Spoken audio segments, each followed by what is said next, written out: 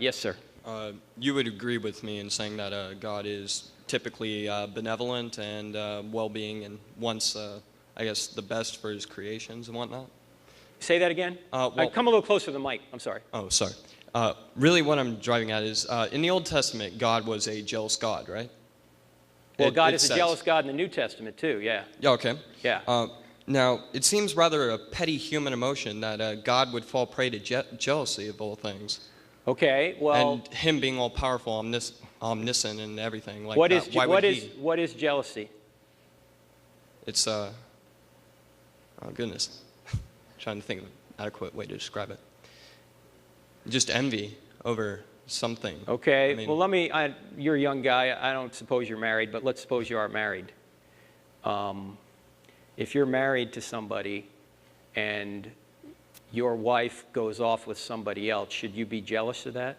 Well, it's typical, yeah. But is that righteous jealousy? Is jealousy always bad, in other words? Not necessarily. No, not necessarily, right? Because she's yours, she committed yourself to you, you committed yourself to her, she shouldn't be going off with somebody else. The same thing is true for God. See, we are God's creation. He wants us to be in fellowship with him. Now, this may seem like a revolutionary thought, but I think it's true. Not that I came up with it. Let me say this the right way. God wants us to be in fellowship with him, not for his benefit, but for ours. Because he doesn't get anything out of us being in fellowship with him. You can curse God all day, you're not going to hurt him. You can love God and praise God all day, you're not going to help him. Why? He's an infinite being. So jealousy for him is righteous because he knows that you were created in his image and he wants what's best for you. He wants you to be with him. He doesn't get any benefit out of you obeying him. He doesn't get any hurt out of you cursing him. He's an infinite being. But out of love, he comes to earth and he offers himself as a sacrifice so that you could be reconciled to him, so he could remain just and you could be brought into his presence for eternity, even though you're not just, because he has imputed his righteousness to you. That's what Christianity is. So then going off of that, why would he want the praise of mere mortal men then, if it He means doesn't nothing need, to him? He doesn't need it, but no, why does he even want it then? It's our benefit. He's a loving God. It's our benefit, but why does he even want to say that, oh, I reckon that you need to have faith in me to go to heaven or to be damned to hell? Well, faith, we need to define what we mean by faith. We're not using the Richard Dawkins definition of faith, where faith is believing something against the evidence. We're talking about faith. A better word would be trust. Do you put your trust and assent to God? Do you have a volitional step of faith, a volitional step of trust to trust God? See, God is not going to force anybody into heaven against their will. All faith does is it demonstrates your acceptance of what Christ has done for you. He will not force you into heaven against your will. That would be unloving of him. In fact, Christopher Hitchens, whom I've debated a couple of times, at the end of his book, he says, I will not live under this divine tyranny. He thinks God is a divine dictator, and he does not want to bow his knee to a creator. So you know what God says? You won't have to live under what you consider a divine tyranny. Hell is separation from me. Christopher does not want God in this life. God is not going to force himself on Christopher in the next life either. That's what hell is. Hell is separation from God. So God respects your free choice so much that he will allow you to go in the direction you want, even if it will ultimately lead to your demise, because he can't force you to love him. All he can do is give you the free will to accept the free gift, and that involves what we would call faith.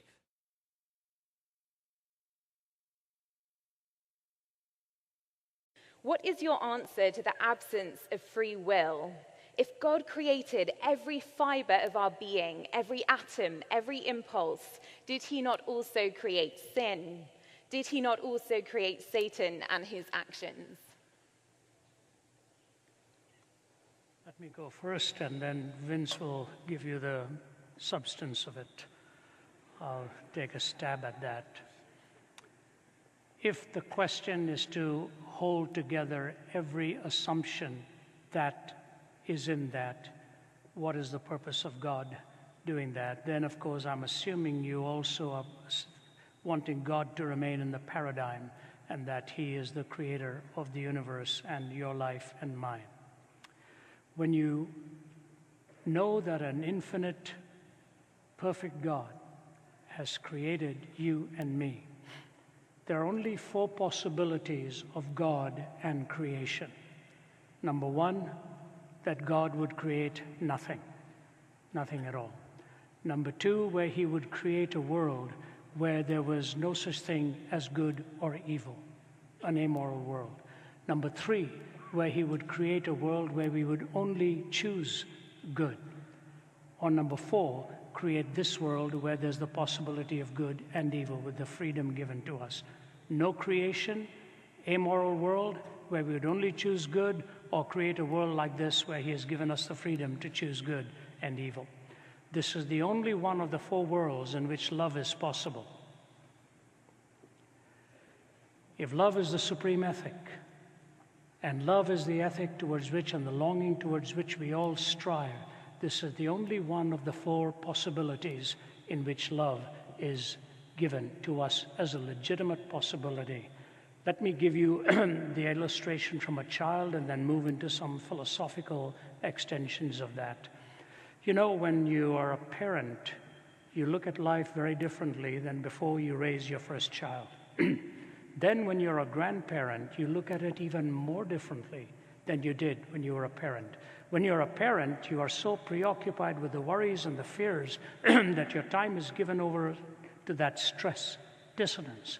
When you've got grandkids, the wonderful thing is somebody else does the worrying, and you can just hug and hold and say goodbye at the end of the day and get your life back again and get your house back again.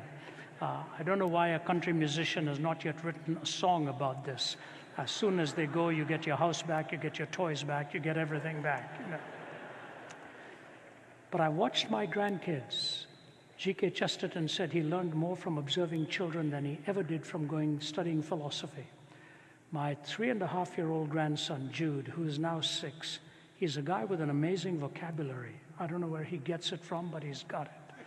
He's the guy who dangles his feet at the table and looks across the table and says to you, Papa, well, he's 6 now, so he was about 5, and he looked at me and he said, Papa, what is the meaning of sophomoric? Who's teaching this guy? Where is he getting all of this from? So when he's 3.5, he's a wee little tyke. Sweet little boy, precious little guy. And his mother had lost her car keys, and she's looking all over the place and can't find it. She pauses, our daughter Naomi, slaps her forehead and says, I must be losing my mind. Jude comes and stands in front of her and said, Mommy, whatever you do, please don't ever lose your heart because I'm in there. Tell me, where does he come up with something like that? The longing to look at his mother and say to her, don't ever lose your heart, I'm in there. Love is the craving of the human heart to belong in the sacredness of trust and a relationship. And that is what you long for and I long for. God, in giving us freedom, gave us the greatest possible gift we could ever have with the greatest possible vulnerability at the same time. And once you know Him and follow Him and love Him and enjoy His love, you will realize that for the sake of love and for the sake of that relationship with you, He gives you that freedom. And there are only 2 kinds of destinies that you have.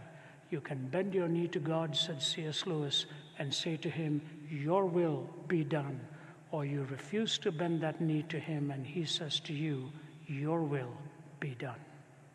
If you really wish to enjoy the freedom of what this gift is all about for creativity and all, then this is the world that gives you the possibility of love and the beauty of the sacredness of a relationship. The more you get to know Him, the less you ask the other question, because you know in His wisdom He has an explanation that in time and in eternity will be ultimately revealed. Let me give you one illustration and turn it over to Vince. You take your 2-year-old to a doctor for an injection, and the doctor is about to jab that needle, and the 2-year-old starts screaming and sits at the back of the car, and on the way back says, "I don't understand my mother. She brought me here for him to jab this in my arm. Not only that, I saw her paying him for doing that to me." And then comes a few years that go by, and there's a disease stalking the land, and that little one has grown up and said, "If my mother hadn't done that, I would be a victim for what exactly is plaguing the country now." Time is a necessary component for understanding the big picture. I have no doubt God gives us the big picture when we say, "I now get it." That is my brief answer to you. Thank you.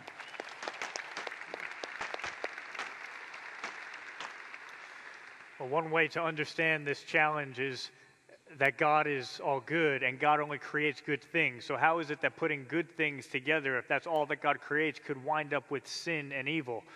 Let me just quickly give you a more trivial example, but one that I find helpful in understanding this, and then a more serious illustration from my life.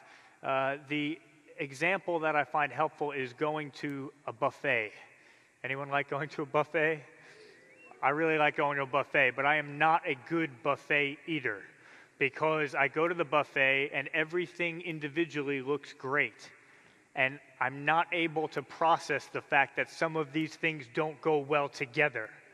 And so I put all of them on my plate, and it doesn't go well then or for the rest of the night. That's how I think about this. God only creates good things, right? He creates the power for me to move my arm. He creates the power for me to have free will. They're both good things. I can use my arm to help someone up. But if I put those two things together in the wrong way, then it's not a good thing. And the more serious illustration in my life that makes me reflect deeper on this is of someone who, as a child, I can remember as a teenager, I wasn't very kind to him and he wasn't very kind to me. And I used those powers that God gave me to push him down rather than to help him up. And I remember taking every opportunity I could to put this guy down.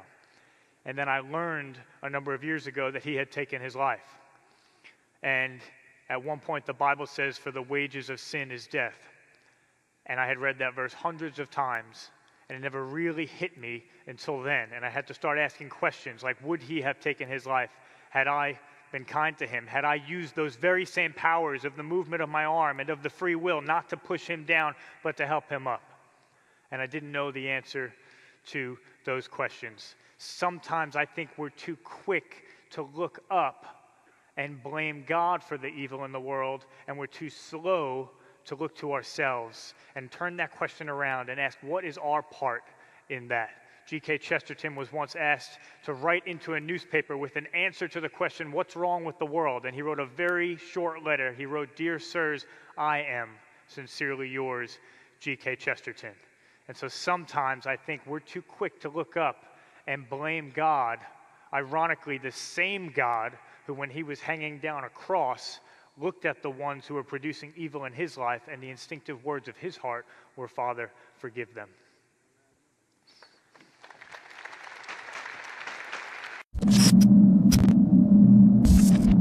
You would say is like one of the three O's: omniscient, omnipotent, omnibenevolent. Like God is good, correct?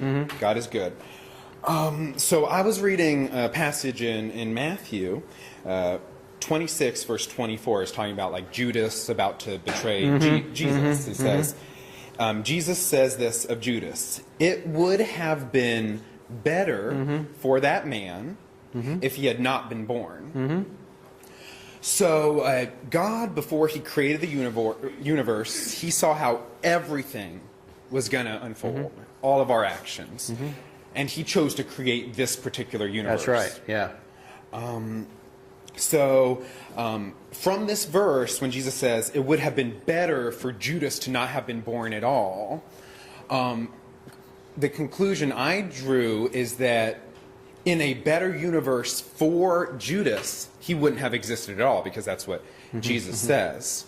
So would it be from there that one could reasonably conclude that God is good, however, he does not always have the best interests of individuals, let's say as of Judas, of maybe people going to hell, that while he's good and ultimately he will do what's good for himself, and he will do justice and all those things, for certain individuals like Judas, he could have created a better world where they wouldn't have existed, but he chose to create this world anyway. So would it be accurate to say God is good, but might not be good for certain humans, or might not have humanity's best interests at heart? No, I don't think so, because when Jesus is using that it would be better for him to have never been born, he's using what in that culture would be called hyperbole. He's just saying how strong Judas's sin was. He wasn't making a philosophical point like, let me back up the universe and go create a universe where Judas didn't exist. That's not what he was talking about.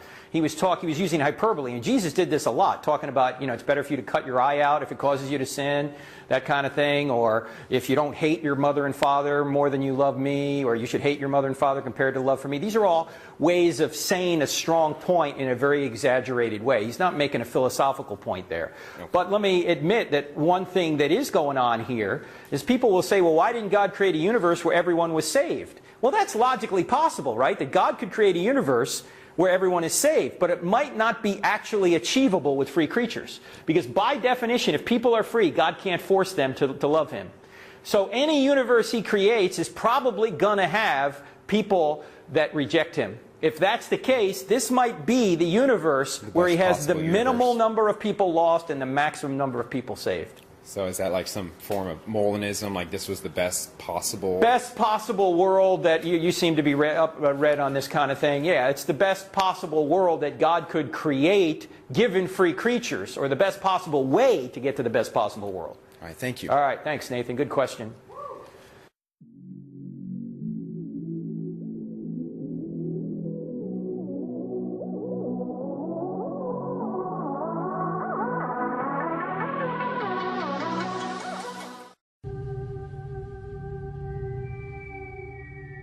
We have never seen the agonizing death of a man on a cross. Immediately a man was nailed to the cross, he lost all his rights.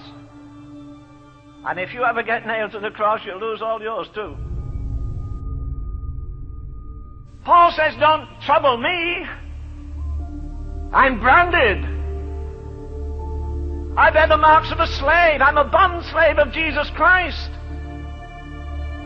I've no will of my own. I've no rights of my own. There's an old hymn established on that very theme. Let my hands perform his bidding. Let my feet run in his ways. Let my eyes see Jesus only. Let my lips speak forth his praise. All for Jesus. All my being's ransomed powers. All my thoughts and words and doings. All my days and all my hours. This man is no professional preacher. Preaching is not a profession, it's a passion. Man can't preach with passion, he shouldn't preach at all. There's no breath of professionalism anywhere in the ministry of Paul, and thank God there's no breath of commercialism either. Paul has no fear. Do you know what he did? I would to God some of you fellows would do it. Do you know what he once did? He said, I bow the knee to the Father. And because he bowed the knee to the Father, he never bowed the knee to anybody else. Neither demons or politicians or kings. He stood there, regal. I bear in my body the marks of the Lord Jesus. In America alone right now we have, I dare to say this before God, I believe we have hundreds of millions of gospel cassettes.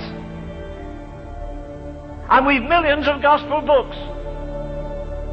And we've hundreds of Bible schools.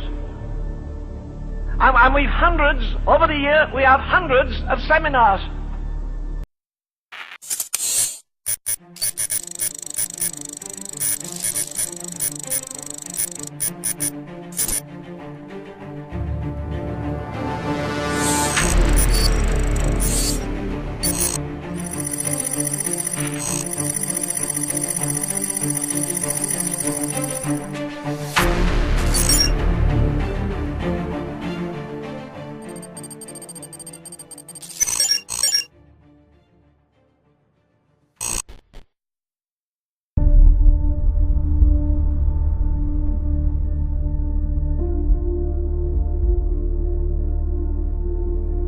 look at the whole religious scene today, and all I see are the inventions and ministries of man and flesh.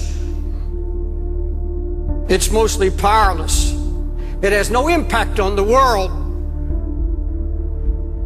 And I see more of the world coming into the church and impacting the church rather than the church impacting the world. I see the music taking over the house of God. I see entertainment taking over the house of God. An obsession with entertainment in God's house, a hatred of correction and a hatred of reproof. Nobody wants to hear it anymore. Whatever happened to anguish in the house of God? Whatever happened to anguish in the ministry? It's a word you don't hear in this pampered age. You don't hear it. Anguish means extreme pain and distress. The emotion so stirred that it becomes painful. Acute, deeply felt inner pain because of conditions about you, in you or around you. Anguish, deep pain, deep sorrow, agony of God's heart. We've held on to our religious rhetoric and our revival talk, but we've become so passive. All true passion is born out of anguish. All true passion for Christ comes out of a baptism of anguish. You search the scripture and you'll find that when God determined to recover a ruined situation, he would share his own anguish for what God saw happening to his church and to his people. And he would find a praying man and he would take that man and literally baptize him in anguish. You find it in the book of Nehemiah. Jerusalem is in ruins. How is God going to deal with this? How is God going to restore the ruin? Now, folks, look at me. Nehemiah was not a preacher. He was a career man. This was a praying man. And God found a man who would not just have a flash of emotion, not just some great sudden burst of concern and then let it die. He said, no, I broke down and I wept and I mourned and I fasted. And then I began to pray night and day. Why didn't these other men, why didn't they have an answer? Why didn't God use them in restoration? Why didn't they have a word? Because there was no sign of anguish, no weeping, not a word of prayer. It's all ruin. Does it matter to you today? Does it matter to you at all that God's spiritual Jerusalem, the church, is now married to the world? That there's such a coldness sweeping the land? Closer than that, does it matter about the Jerusalem that's in our own hearts? The sign of ruin that's slowly draining spiritual power and passion, blind to lukewarmness, blind to the mixture that's creeping in. That's all the devil wants to do, is get the fight out of you and kill it. So you won't labor in prayer anymore. You won't weep before God anymore. You can sit and watch television and your family go to hell. Let me ask you, is what I just said convicted you at all? There's a great difference between anguish and concern. Concern is something that begins to interest you. You take an interest in a project or a cause or a concern or a need. I'm going to tell you something I've learned over all my years, 50 years of preaching.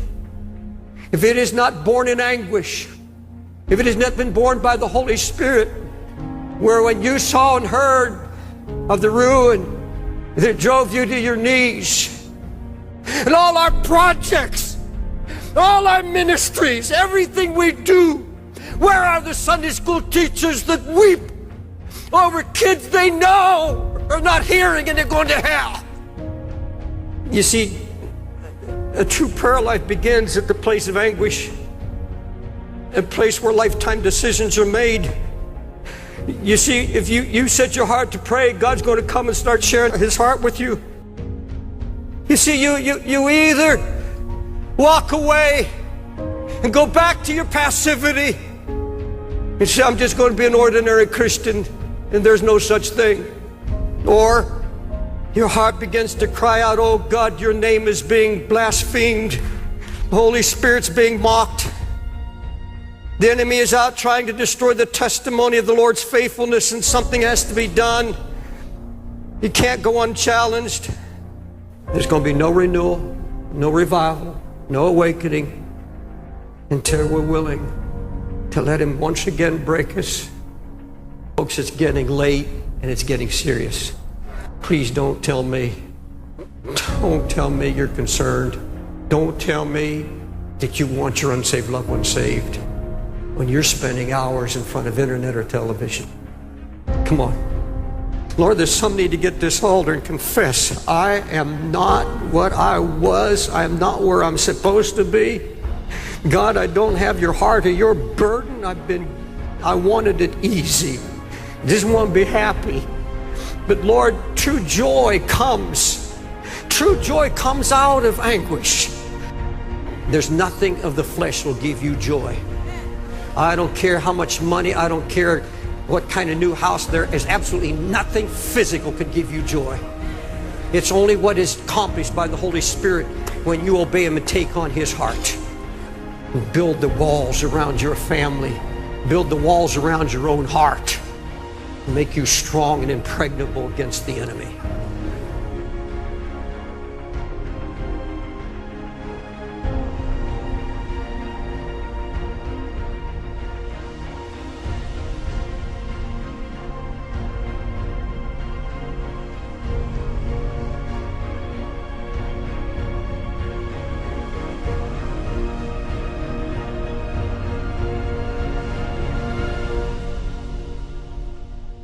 In Psalm 68, verse 5 and 6, the scripture says that God is a father to the fatherless, and he puts the lonely in families.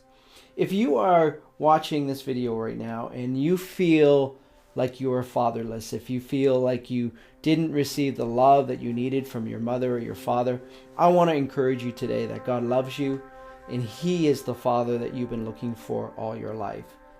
King David in Psalm 27 verse 10 wrote these words when he said, though my mother or my father forsake me, the Lord will receive me. And I want to pray with you today that if you are feeling like you have not been in connection with parental love the way that you were created to experience it, God wants you to experience that love. So Father, I pray now in the name of Jesus Christ that each person that is watching this video right now, that they would come into a deeper revelation of love with you. That you are not like any earthly mother or father, but you are the perfect Father and you love us with an everlasting love. So Father, I pray right now that you would pour out your love, a greater sense that who you truly are, a revelation of your goodness and your kindness to every person who is watching this. You are not a mistake. The Father says to you right now that he created you. He knit you together in your mother's womb. And today he wants you to know that he is the Father that you've been looking for all your life. And it's time to come home. The Bible says, my king is the king of the Jews. He's the king of Israel. He's the king of righteousness. He's the king of the ages. He's the king of heaven. He's the king of glory. He's the king of kings. And he's the Lord of lords. That's my king.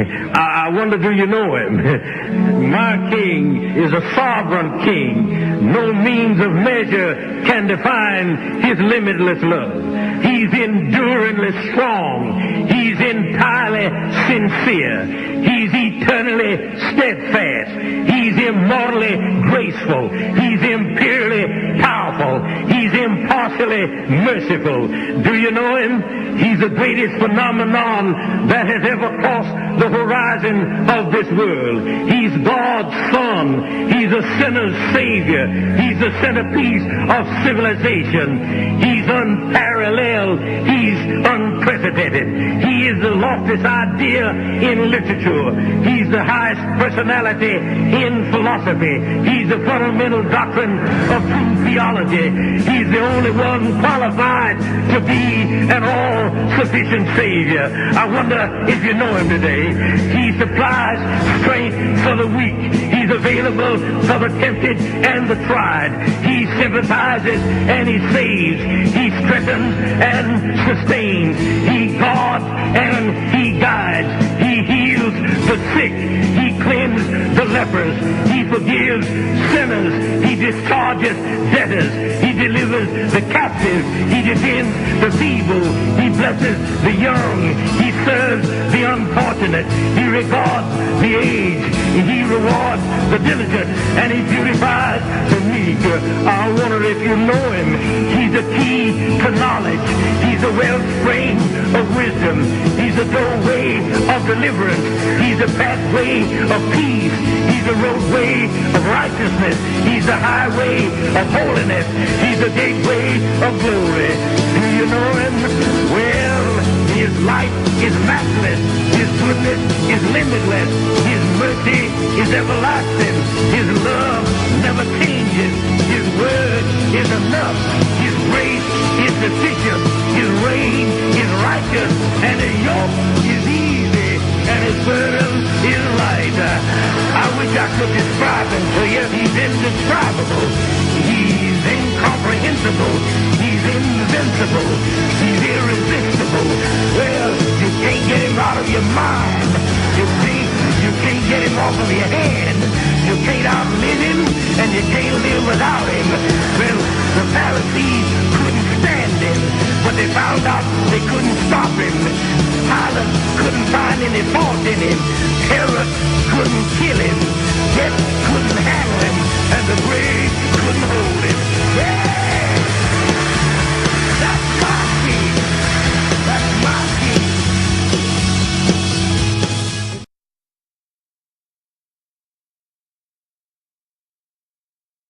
Who is this Jesus of Nazareth? I wonder if you know him. To you, he may be an idea or a concept, a historical figure or a great philosopher. But did you know that according to scriptures, he is the creator of the universe? Did you know that his eternality is supreme and that he never changes? Did you know that his knowledge is ultimate and that his wisdom is never perplexed by any problem or situation? Did you know that he has all authority under heaven and earth and his providence is supreme? So much so that not a single leaf has ever fallen off a tree without him knowing. Did you know that his word is absolute, upholding the entire universe, atom by atom, outlasting it by an eternity? Did you know of his completeness and gladness in the fellowship of the Trinity, infinite joy in the universe, which is upon every born-again believer? Did you know of his trustworthiness, that he never, ever breaks a promise? Did you know of his grace which gives us life and justifies the ungodly? Did you know of his love which abound in him so immensely that no man can measure or fully understand? Did you know that he holds every mystery in his hands, as he told John, I am the first and the last. I am the living one. I was dead, and behold, I am alive forever and ever, and I hold the keys of death and Hades. Did you know of his supreme justice, that he will render all accounts settled, and no injustice will remain? Did you know that one day you and I will stand before this majestic being, whether you agree or not, believe in him or not, or belong to whatever religion? Oh, but did you know of the sovereignty of his power to cleanse, forgive, and heal? Did you know that in his name is salvation to all men and women, regardless of beliefs or past history? And did you know that you and I were created with the purpose to know Yeshua HaMashiach, the King of Kings and Lord of Lords, this infinite and massive God? This is the God to know and serve. Press on to know him, to know him, to know him, to know him.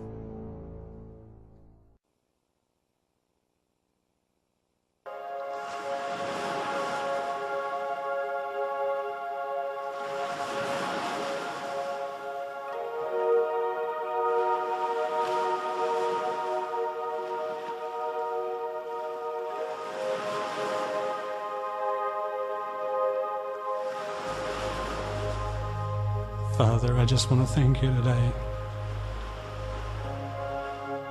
that I can come and be with you. Thank you, Father, that you sent your Son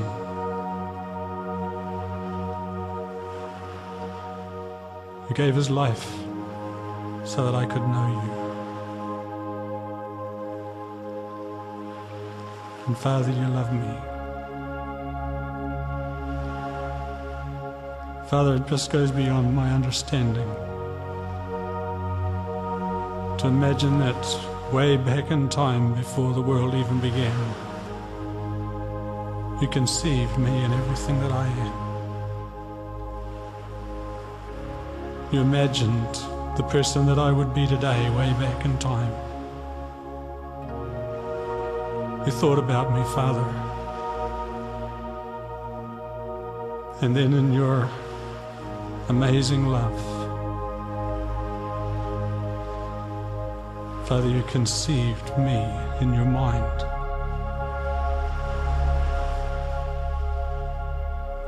That you would cause the day to come where I would come into this world.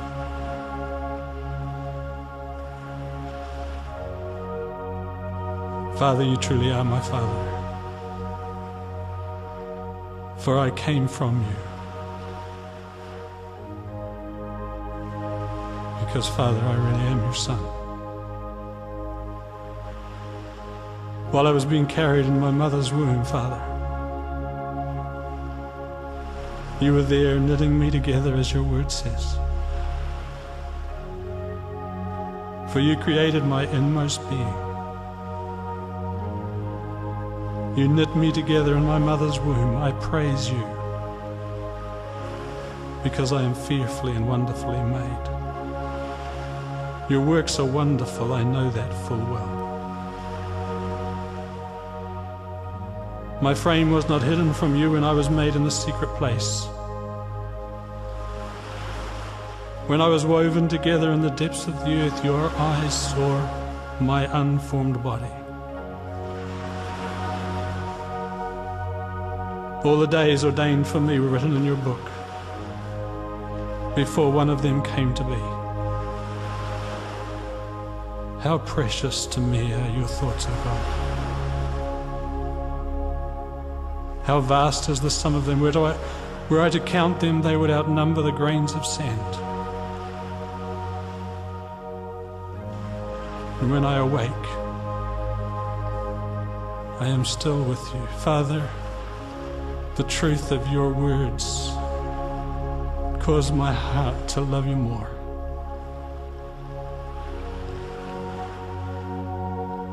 The day that I was born, Father, you were there.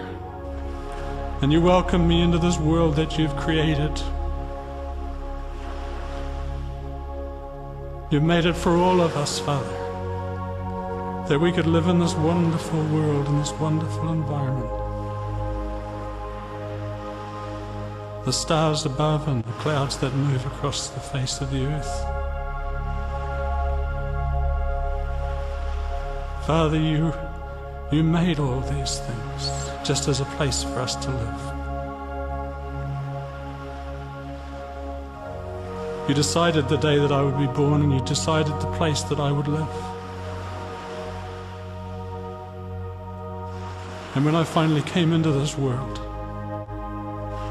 your Father's heart was there to welcome me.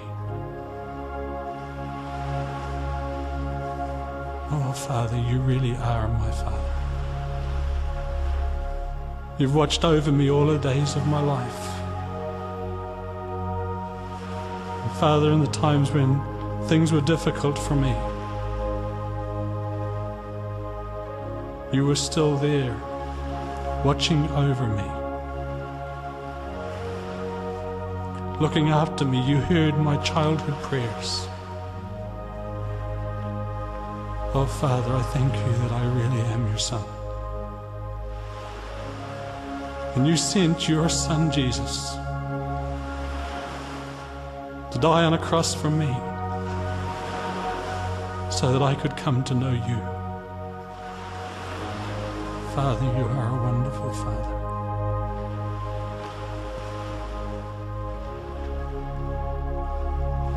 My eyes are not haughty. I do not concern myself with great matters or things too wonderful for me, but I have stilled and quieted my soul,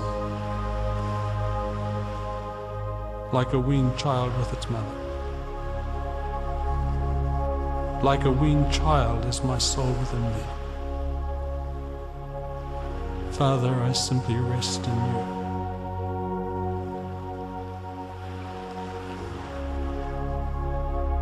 So thank you that you have all things in hand.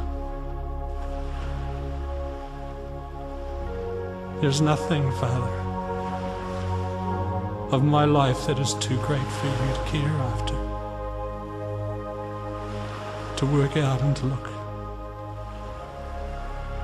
into the future to solve. Father, I thank you that I am your son. I thank you that I am your child.